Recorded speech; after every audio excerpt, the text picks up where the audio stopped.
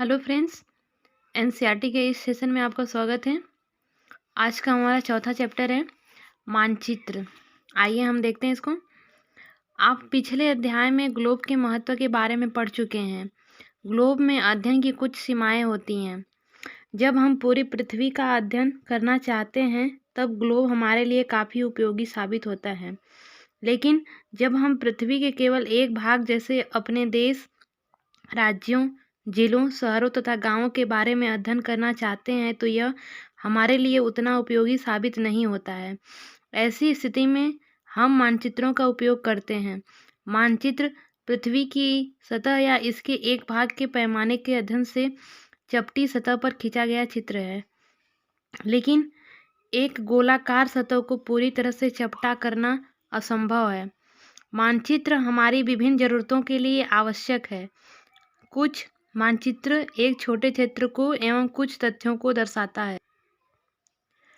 दूसरे मानचित्र में एक बड़ी किताब की तरह तथ्य हो सकते हैं। जब बहुत से मानचित्रों को एक साथ रख दिया जाता है तब एक एटलस बन जाता है। एटलस विभिन्न प्रकारों तथा अलग अलग पैमाने से खींची गई मापों पर आधारित होता है। मानचित्रों से एक ग्लोब की अपेक्षा हमें ज़्यादा जानकारी प्राप्त होती है। मानचित्र विभिन्न प्रकार के होते हैं, जिनमें से कुछ को नीचे वर्णित किया गया है। और ये देखते हैं। पहला है भौतिक मानचित्र, दूसरा राजनीतिक मानचित्र। भौतिक मानचित्र पृथ्वी की प्राकृतिक आकृतियों जैसे पर्वतों, पठारों, मैदानों, नदियों, महासागरों इत्यादि को दर्शाने वाले मानचित्र को भौतिक या उच्चावच मानचित्र कहा जाता है। राजनीतिक मानचित्र राज्यों, नगरों, शहरों तथा गांवों और विश्व के विभिन्न देशों और राज्यों तथा उनकी सीमाओं को दर्शाने वाले मानचित्र को राजनीतिक मानचित्र कहा जाता है। और तीसरा है थीमेटिक मानचित्र। कुछ मानचित्र विशेष जानकारियां प्रदान करते हैं, जैसे सड़क मानचित्र, वर्षा मानचित्र, वन तथा उद्योगों आदि के वितरण दर्शाने वाले मानचित्र इत्यादि। इस प्रकार के मानचित्र को थीमेटिक मानचित्र कहा जाता है। इन मानचित्रों में दी गई सूचना के आधार पर उनका उचित नामकरण किया जाता है। मानचित्र के 3 घटक हैं: दूरी, दिशा और प्रतीक।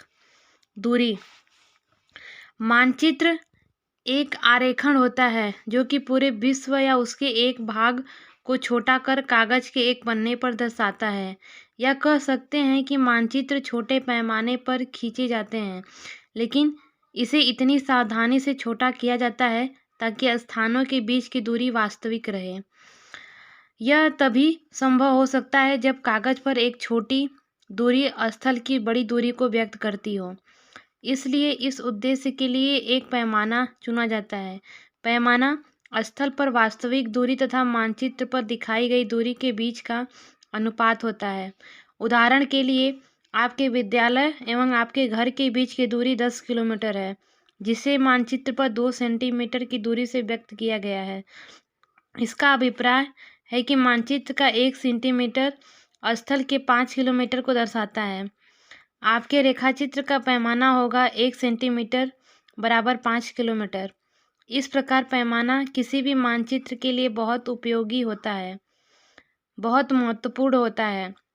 अगर आपको पैमाने की जानकारी है तो आप मानचित्र पर दिए गए किसी भी 2 स्थानों के बीच की दूरी पता लगा सकते हैं। जब बड़े क्षेत्रफल वाले भाग जैसे महाद्वीपों या देशों को कागज पर दिखाना होता है तब हम लोग छोटे पैमाने का प्रयोग करते हैं। उदाहरण के लिए मानचित्र पर 5 सेंटीमीटर स्थल के 500 किलोमीटर को दर्शाता है। इसको छोटे पैमाने वाला मानचित्र कहते हैं। जब एक छोटे क्षेत्रफल वाले भाग जैसे आपके गांव या शहर को कागज पर दिखाना होता है तब हम बड़े पैमाने का उपयोग करते हैं। जैसे स्थल पर 500 मीटर की दूरी को मानचित्र पर 5 सेंटीमीटर से दर्शाया जाता है। इस प्रकार मानचित्र को बड़े पैमाने वाला मानचित्र कहते हैं। बड़े पैमाने वाले मानचित्र छोटे पैमाने वाले मानचित्र की अपेक्षा अधिक जानकारी प्रदान करते हैं।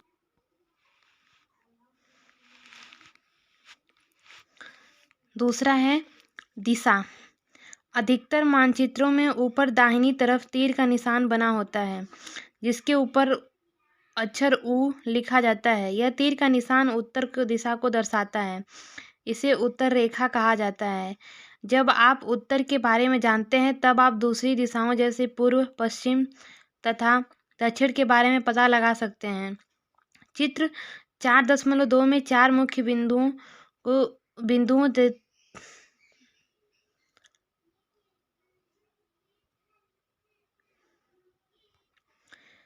चित्र 4.2 में 4 मुख्य दिशाओं उत्तर, दक्षिण, पूर्व एवं पश्चिम को दिखाया गया है। वे प्रधान दिग्बंधु कहे जाते हैं। बीच की 4 दिशाएं उत्तर पूर्व, दक्षिण पश्चिम तथा उत्तर पश्चिम। इन बीच वाली दिशाओं की मदद से किसी भी स्थान की सही स्थिति का पता लगाया जा सकता है।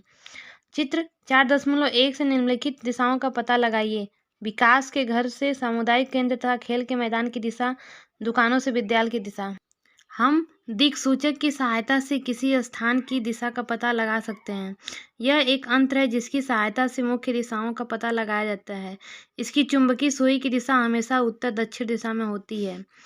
प्रतीक, यह किसी भी मानचित्र का तीसरा प्रमुख घटक है।